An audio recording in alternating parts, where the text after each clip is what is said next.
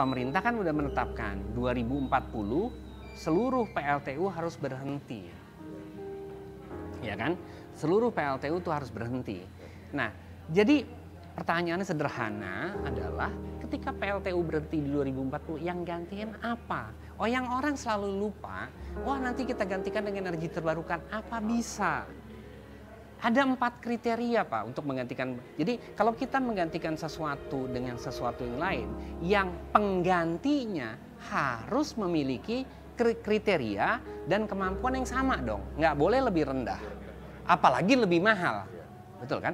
Nah kriterianya apa sih? Kriteria pertama adalah dispatchable. Dispatchable itu artinya dia dapat beroperasi kapan saja, di mana saja, tidak tergantung dengan cuaca. Ya, mau ada malam hari, angin ribut, segala macam, hujan badai, ya dia tetap beroperasi. Dan on demand, dispatchable itu kapan aja masuk, bisa masuk dia. Yang kedua adalah kapasitas faktor. Kapasitas faktornya tentunya harus di atas 70% dong. Ya kan, batu bara kan beroperasi di 70-an%. Betul kan? Kriteria ketiga adalah tentunya bisa mendekati beban. Karena batu bara kan bisa dibangun di mana-mana aja, Pak. Ya, jadi kalau kita ngelihat hanya 2 kriteria pertama, dispatchable dan capacity factor, memang hydro masuk, bisa 2 hal itu. Namun hydro itu location dependent. Hydro nggak bisa dibangun di mana saja. Nggak bisa hydro dibangun di mana, harus ada sungai, harus ada bendungan, dan lain-lain. Jadi kriteria ketiga adalah mendekati beban. Iya kan? Harus bisa dibangun mendekati beban. Kriteria keempat yang paling penting adalah keekonomian. Artinya kalau kita ngelihat tarif PLTU batubara itu di level 6-7 sen. Ya, kalau yang ultra super critical mungkin lebih di 6 bawah, mungkin 5 atas, 5,9, 5,5 ya. Tapi di range itu. Ya. Maka kalau kita lihat 4 kriteria itu, 4 secara objektif saat ini nih, mana pembangkit yang bisa masuk? Ada nggak? Jawabannya tidak ada. Tidak ada satupun juga pembangkit saat ini yang bisa masuk kriteria 4 itu. Ini kadangkala orang suka menutup mata, termasuk media, seolah-olah wah pakai energi terbarukan. Nggak bisa, nggak bisa.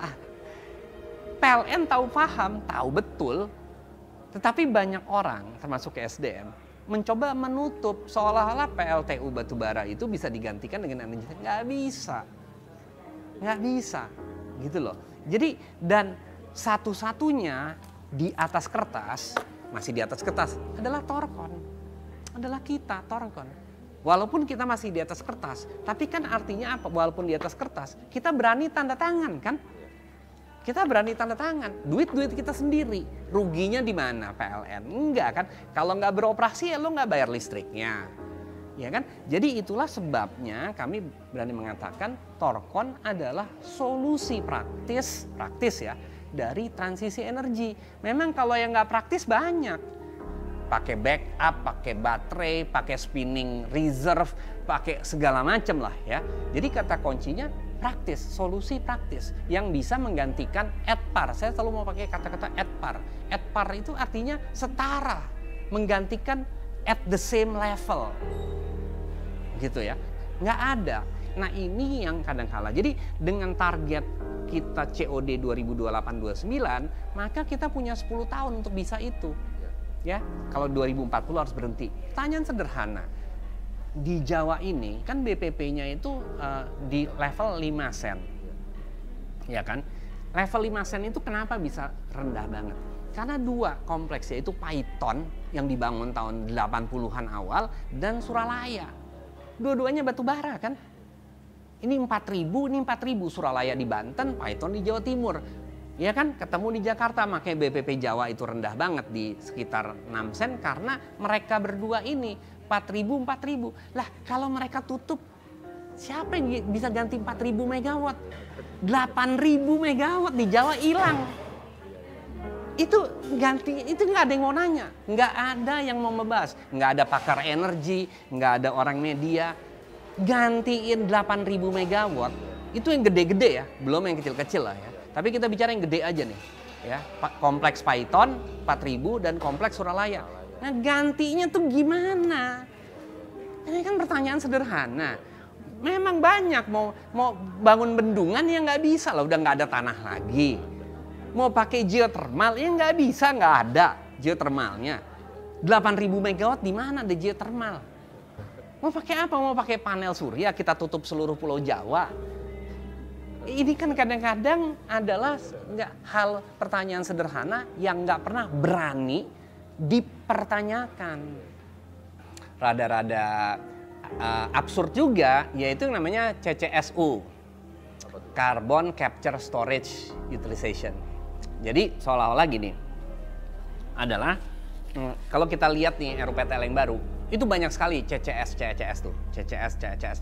Asumsinya adalah CCS itu, teknologi CCS namanya Carbon Capture Storage. Jadi dia nangkep emisi, lalu disimpan di bawah tanah. Asumsinya adalah semua yang diemisikan ini bisa ditangkap 100%. Jawabannya apa betul? Faktanya tidak. Faktanya tidak. Itu poin pertama. Jadi tetap aja akan ada emisi, ya.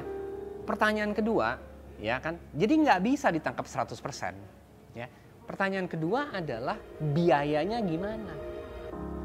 Biayanya sekarang CCS sudah ada beberapa, udah ada 18 instalasi di dunia, ya. Biayanya itu sekitar $50 per carbon storage. Jadi $50 per sampai dia disimpan, antara $50 sampai $80 per ton. Per ton. Iya, per ton. Bayangkan kalau batu bara 1000 megawatt itu menghasilkan kurang lebih 16 juta ton. Kaliin aja $50 berapa, Pak? 16 juta kali $50 itu berapa? Jadi 800 juta dolar. Which is 9 triliun setiap tahun untuk satu PLTU. 9 triliun. Lah kalau di Python 4, jadi 9 kali 4 berapa? 36 triliun setiap tahun. 36 triliun setiap tahun. Siapa yang mau bayar, Pak? Siapa? Untuk teknologi tangkap itu aja. Iya, siapa? Jawabannya sederhana nih. Ini kadang-kala saya suka bingung, Pak, orang-orang di pemerintah ini menggampangkan. Oh, gampang. Kita nanti pajak karbon. Jadi ceritanya pajak karbon itu nanti semua industri yang menghasilkan emisi, pabrik genteng lah, pabrik baja, semua yang menghasilkan cerobong asap itu dipajak. Pajak karbon inilah ceritanya yang nanti salah satunya membayar ini. Lah itu gimana sih? Apakah itu nggak malah menaikkan ongkos produksi? Malah nggak memicu inflasi? Kalau upah nggak naik, ya maka tergerus dong daya beli orang.